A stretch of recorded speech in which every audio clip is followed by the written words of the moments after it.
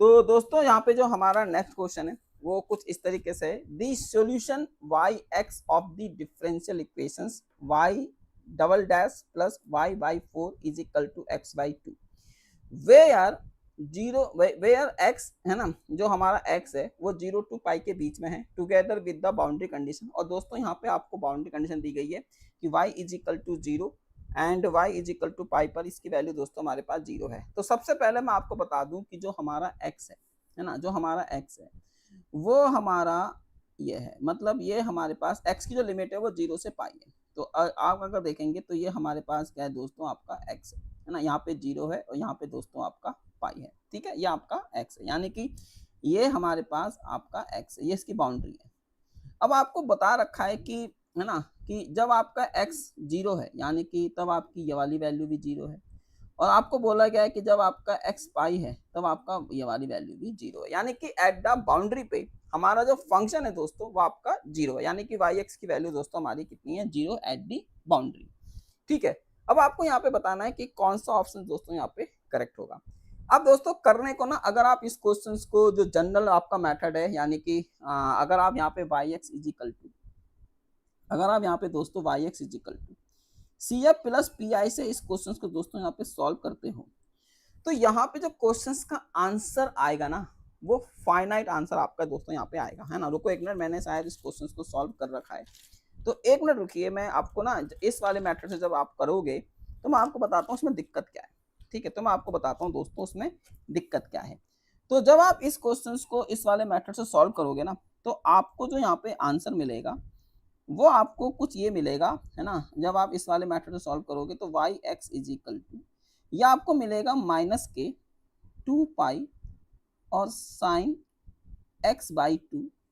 और प्लस के 2x। ये दोस्तों आपको ये वाला आंसर मिलेगा जब आप इसको सेकंड ऑर्डर डिफरेंशियल इक्वेशन से क्वेश्चन को सॉल्व करोगे, क्योंकि यहाँ पे जो आपके पास Rx है वो दोस्तों आपको यहाँ पे x बाई 2 दिया हुआ है, और जब आप इस Rx के थ्रू इसका PI निकालोगे और PI हमारे पास कितना आएगा,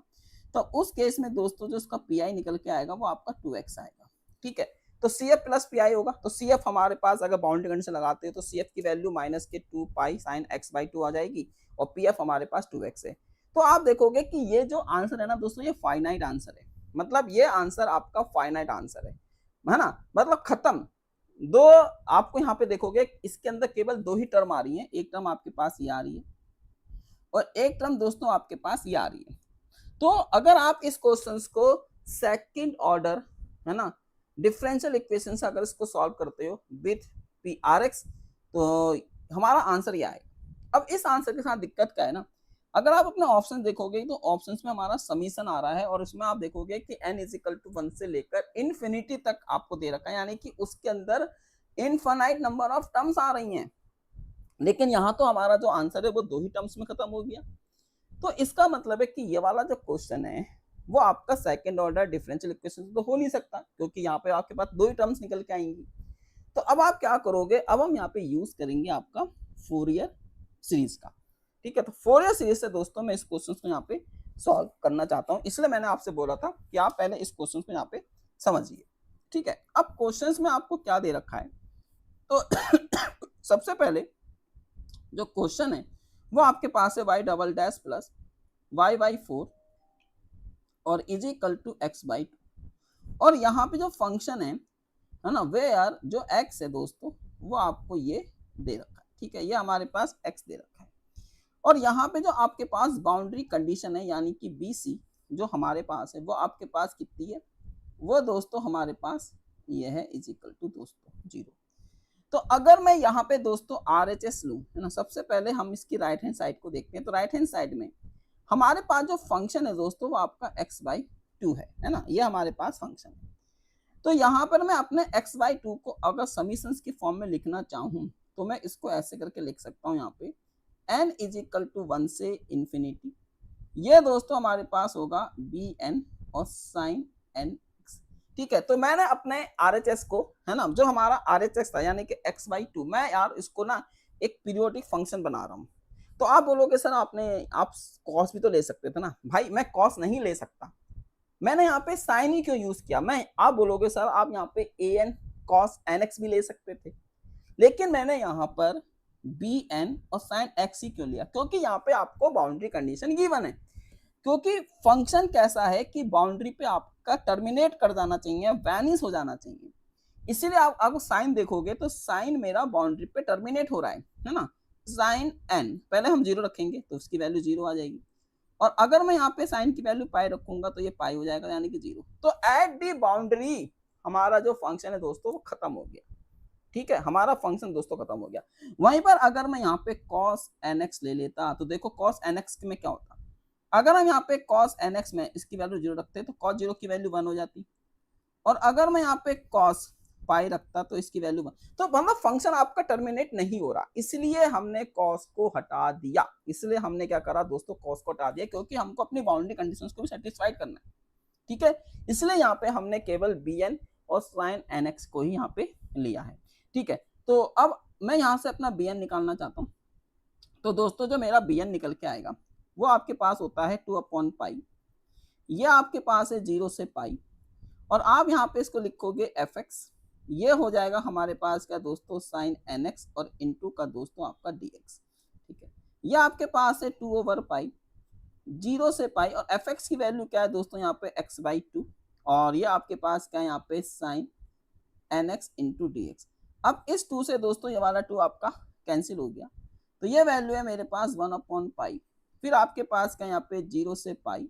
ये आपके पास है x, और आप इसको लिखोगे यहाँ पे sin nx और इंटू का दोस्तों dx। और जब मैं यहाँ पे इस इंटीग्रल को सॉल्व करके लेके आऊंगा तो हमारे पास जो bn की वैल्यू निकल कर आएगी,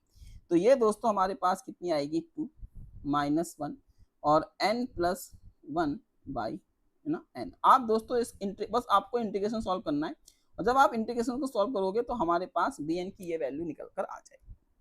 अब हमको क्या करेंगे यहाँ पे फॉर LHS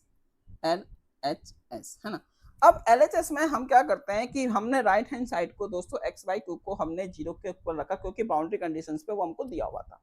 तो इसीलिए जो हमारे पास LHS होगा हमको क्या करना पड़ेगा, इसको होमोजीनियस बनाना पड़ेगा। तो यहाँ पे जो आपके पास है इसका जो मतलब ये होगा y" प्लस आप इसको लिखेंगे y/4 इज इक्वल टू दोस्तों 0, ठीक है। तो उस केस में जो इसका यहाँ पे सॉल्यूशन निकल के आएगा yx, आपको पता है ये जो सॉल्यूशन होता है ये हमारे पास होता है an, आप इसको लिखेंगे sin nx, प्लस ये होता है दोस्तों हमारे पास bn, और आप इसको लिखेंगे यहाँ पे cos nx, ठीक है। तो यहाँ पर मैं इसका जो सॉल्यूशन ले रहा हूँ दोस्तों वो मैं यहाँ पे ले रहा हूँ है ना, n इज इक्वल टू 1 से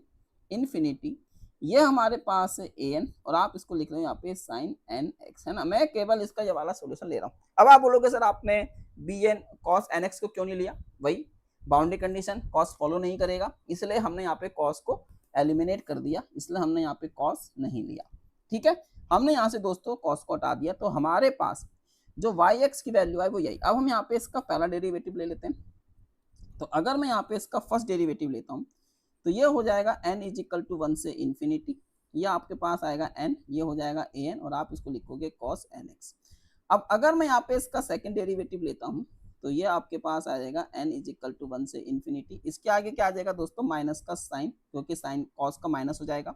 ये हो जाएगा आपका n², आप इसको लिखोगे an, और ये हो जाएगा हमारे पास sin nx, ठीक है। अब आप यहाँ पे डबल डेरिवेटिव की और y की वैल्यू को अगर इसमें पुट करोगे इक्वेशंस में,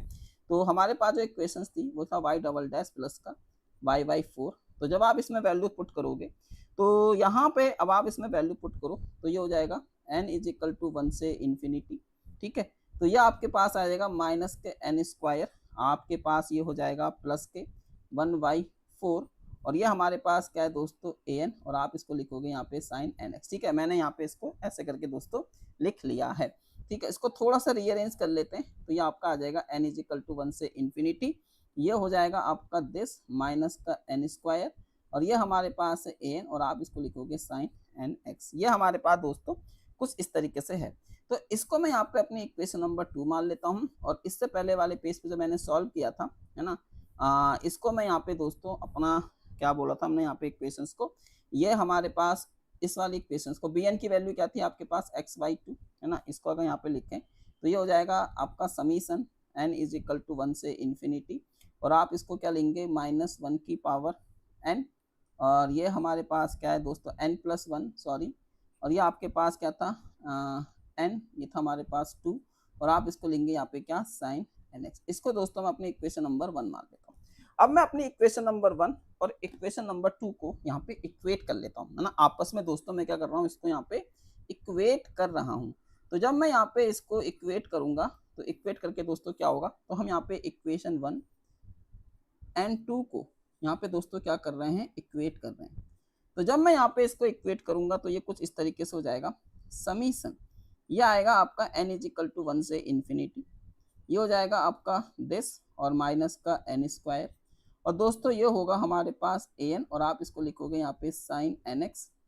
और इज इक्वल टू दोस्तों ये होगा हमारे पास n इज इक्वल टू 1 से इन्फिनिटी, ये आ जाएगा 2 और n plus 1 divided by n, और ये होगा हमारे पास साइन nx। तो जब आप दोस्तों इसको इक्वेट करोगे तो यहाँ से ये हमारे पास आ जाएगा आपका दिस, है ना, ये हमारे पास आ जाएगा दिस और an, और इज इक्वल टू दोस्तों ये आपका होगा 2 माइनस 1 और n plus 1 divided by n। तो यहाँ से हमारे पास जो an की वैल्यू निकल कर आ जाएगी, अब आप यहाँ से अपना an निकाल लोगे तो an की वैल्यू आ जाएगी 2 minus 1 n plus 1 divided by दोस्तों और n 1/4 माइनस के दोस्तों n स्क्वायर। तो ये मेरे पास आपका an की वैल्यू निकल कर आ गई। तो अब जो हमारे पास फाइनल आंसर आएगा तो वो आ जाएगा आपके पास yx इज इक्वल टू, ठीक है, ये हो जाएगा समीशन, और आप इसको लिखोगे 2 माइनस 1 और n प्लस 1 डिवाइडेड बाई ये हमारे पास है n, और ये आपके पास है 1/4 माइनस के n स्क्वायर, ये n इज इक्वल टू 1 से। और आप बोलोगे सर आपने कहाँ पुट किया है, अरे भाई साहब ये हमारे पास था ना इसका सोल्यूशन, है ना, ये रहा, ठीक है। तो ये था ना हमारे पास सोल्यूशन इसका yx, तो यहाँ पे मैंने पुट किया है, ठीक है, ये मैंने यहाँ पे दोस्तों पुट किया है yx में, ठीक है। तो ये हमारे पास आपका कुछ इस तरीके से आएगा दिस, और ये हमारे पास क्या है दोस्तों आपका साइन nx, ठीक है। और n2 में अब हम क्या करेंगे दोस्तों, यहाँ पे n2 में, है ना, अब हमको इसको अपने ऑप्शन से दोस्तों मैच कराना है। तो ऑप्शन से मैच कराने के लिए हम इसको 2 पाई से मल्टीप्लाई और 2 पाई से डिवाइड कर देंगे, ठीक है। हम बस कुल मिला के ना अब जुगाड़ करना है। तो अगर आप जुगाड़ करके देखोगे दोस्तों आंसर, तो हमारे पास जो इसका करेक्ट आंसर आ जाएगा,